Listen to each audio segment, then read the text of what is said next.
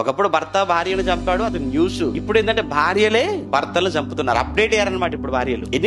ఎన్ని చూడట్లే చెప్పండి మన వార్తలు ఇలాంటివి. ఏ కాలంలో ఉన్నాం మనం? ఎటువంటి సమాజంలోకి వచ్చేసాం? పరిస్థితులు ఏంటి ఇంత భయంకరంగా మారిపోతున్నాయి? క్రైస్తవ స్త్రీగా, క్రైస్తవ పురుషుడుగా ఒక్కసారి నువ్వు నీ భర్తతో నువ్వు ఎలా ఉంటున్నావు, నీ భార్యతో నువ్వు ఎలా ఉంటున్నావు, నీ భార్య తరపున వారితో నువ్వు ఎలా ప్రవర్తిస్తున్నావు, నీ భర్త తరపున వారితో నువ్వు ఎలా మాట్లాడుతున్నావు, ఒక్కసారి నిన్ను నువ్వు ఒక్కసారి ఆలోచన చేసుకోరాదు, బాగుంటుంది. నువ్వు చేసిన పొరపాట్లేంటో, నువ్వు చేసిన తప్పిదాలేంటో అన్ని నీ కళ్ళ ముందు కనబడతాయి. అలా అని నువ్వు కనబడకుండా దీన్ని కవర్ చేసుకుందాం అనుకున్నా ఖచ్చితంగా ఏదో ఒక రోజు బయటికి రాక మానదు.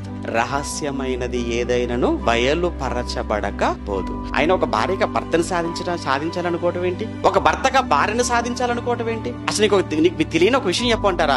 ఇలా ఉండే వాళ్ళకు, నీ భర్తను సాధించాలనుకుంటున్నావు అంటే దాని అర్థం ఏంటంటే నిన్ను నీవు సాధించుకోవాలనుకుంటున్నావు. ఎందుకో తెలుసా? నీ భర్త నీలో భాగం, ఆయన దేహం నీది.